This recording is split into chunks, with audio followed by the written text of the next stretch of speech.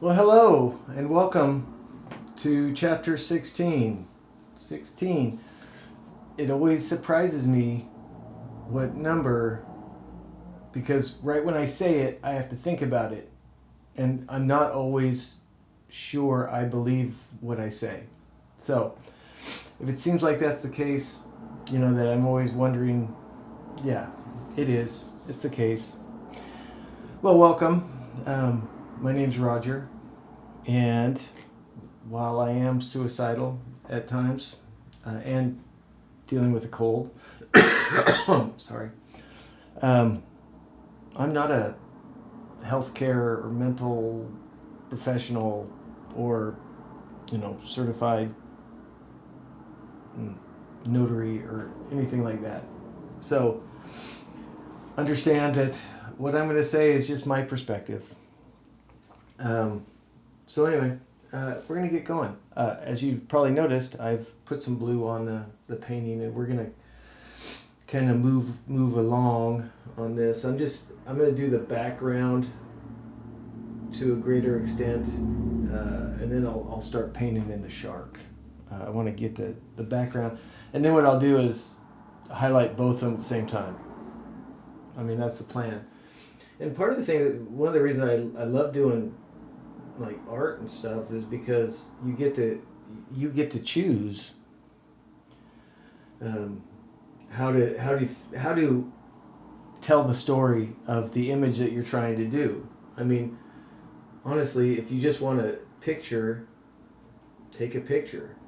I mean, I guess if you're looking for sharks, you'd have to go to where they are and jump in the water, and I mean, there could be some danger there. But I don't really just want to portray this. I want to give my interpretation of this image, and so I have to figure out how to do that with paint instead of a photograph. And there's some challenge there, and I love the challenge. Um, so anyway, and just so you know, I don't use good high quality. I don't like spend a lot of money on supplies. Like I went to Joann's and they were having a sale, and I bought a bunch of these things, and the paintbrushes are not like squirrel hair or mink, sable, whatever. They're like synthetic, and sometimes they fall apart because that's what you get. But I don't care. I mean, at the end of the day, I am. They facilitate creativity. That's all I care about. Anyway, moving on. So today, wanted to give you kind of a rundown of a day in the life, so to speak. And so that's what we're going to talk about. Because something that really isn't so I am often suicidal, and what does that means that I deal with thoughts and fixation on suicide often when I become anxious or depressed, which unfortunately is a lot because I'm depressed. That part doesn't. It's not like that. You need to be a rocket surgeon to figure that out. But let's talk about that, because while I'm not an expert in other people's mental illness, I know that there's several types of depression. It's not just mine isn't the only kind. But I used to say I'm an EFD. What kind of depression do I have? I have EFD, which means every fucking day is how I tell people. They don't like it, like the church people don't like that. But anyway, it's true. I wake up with mine, and I go to bed with it. And so knowing that, and so there's been, I've speculated myself. It's like, would I want to deal with it every day, knowing that that's what I'm going to wake up to and I could prepare myself? Or would I want to not feel it till it came on periodically? Yeah. And the answer, the true answer, the thing is, I've never not, I can't remember life without it. I can't remember the last day that I didn't feel it. I mean, it's been well over 40 years. So I guess the answer is I don't know. I would love to go a day without feeling it, but then I think not at the expense of having to go back. I guess I'm one of those guys that if I went to prison, I would never want to go back to prison. I mean, I'd do everything I could, I'd be like, whatever it takes to not go back to prison. Which would really entail like not doing more crimes. But it's an interesting question. Would I do that? Yeah, and I guess the answer is I probably wouldn't if I had to go back. If I knew that no matter what I had, I can experience a day of not, but then I probably wouldn't do it. I'd probably just say, no, I'm fine, because sometimes it's better off where you're at than where you think you want to be. So let's talk about like a day in my life, and I'm just going to go with a normal work day kind of scenario. And I will say that I talk a lot about building muscle memory and resilience, and I fully and firmly believe in that. I think that that's something that we need to do, and it's probably saved my life on more than one occasion. And I'll explain as we get going here. So my day starts early, and really I'm a morning person out of necessity. I used to be a night person. I think my family is more night people, meaning we'd rather stay up a little bit later and then sleep a little bit longer. But my wife is she works in pupil transportation, and so she has to be out of the house very early, and so I usually have followed suit so we could be kind of more on the same schedule. And it's not a problem. I mean, I kind of like getting up early and getting things done. So anyway, so the day starts, and knowing that my depression's going to be there, like the rooster crowing. So my initial, when the alarm goes off, or when I just get up, because sometimes I'm up before the alarm. Most times, I just get out of bed. I don't lay there and think about it. It's like when you, in the middle of the night, when you got to get up and go pee, you don't want to even think.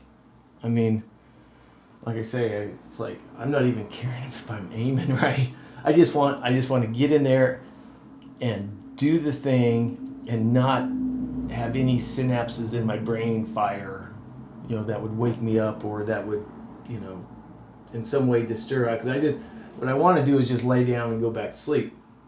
Now, most times that doesn't happen, but that's kind of what I do first thing in the morning too.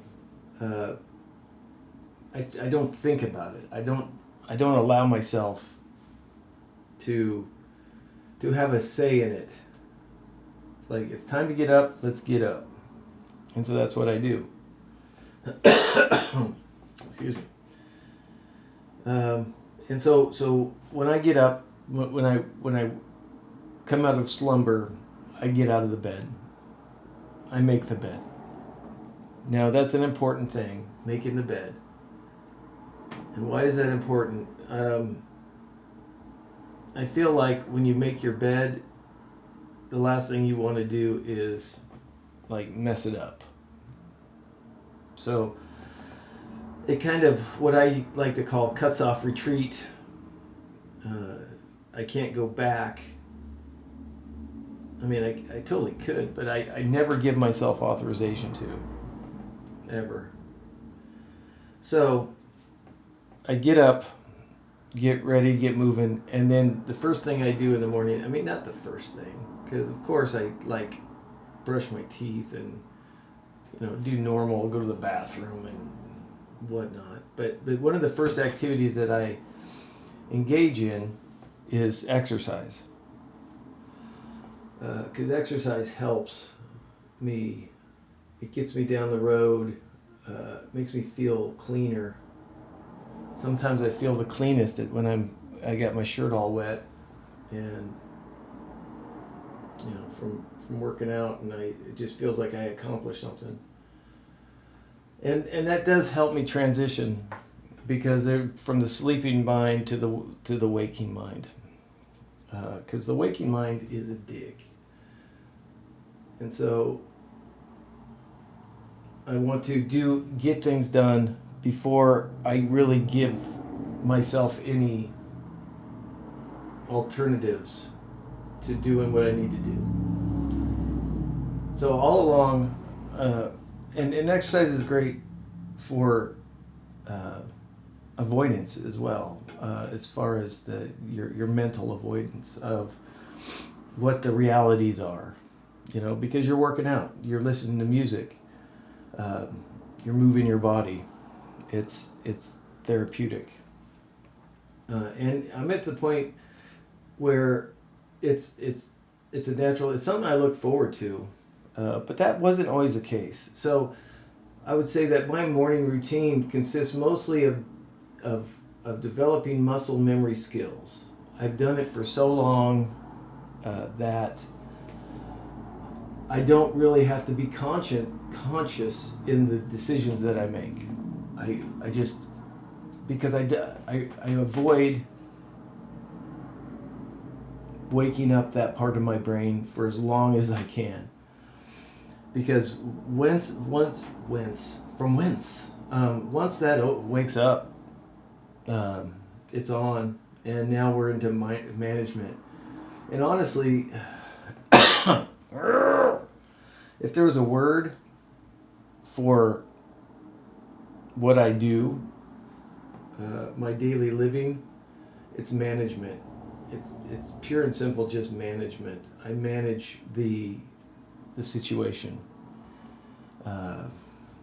and while it's always there, sometimes it's not first and foremost in my mind.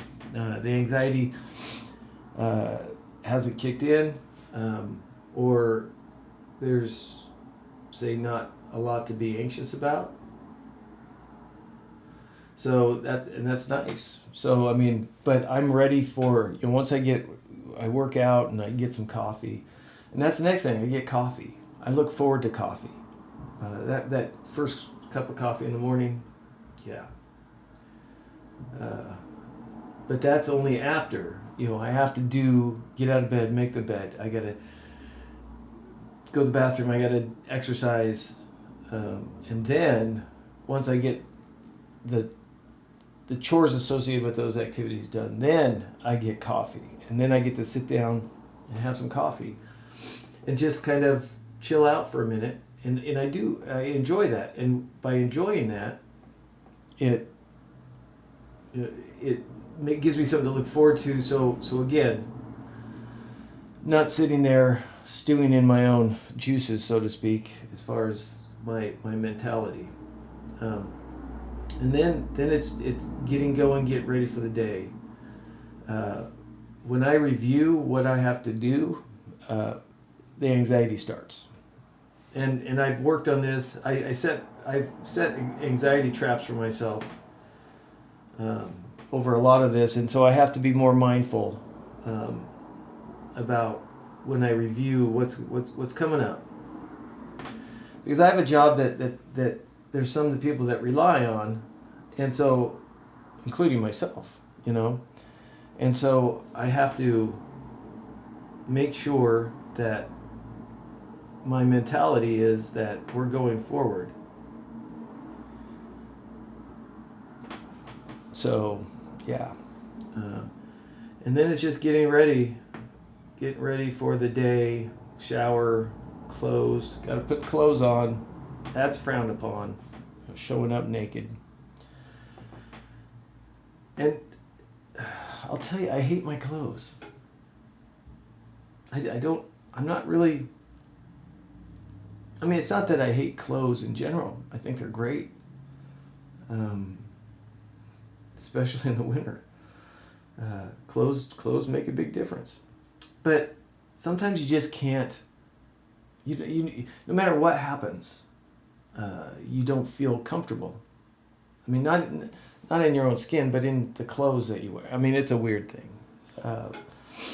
And then I have a thing against matching. I can't match. I don't know where that came from, but I despise matching. So if I'm coordinated, it's by sheer accident, and I'll change. I can't handle that. Can't handle the matching situation. So this video is going to be a little bit longer. It's what it is. I never script these things, so I just talk. All right.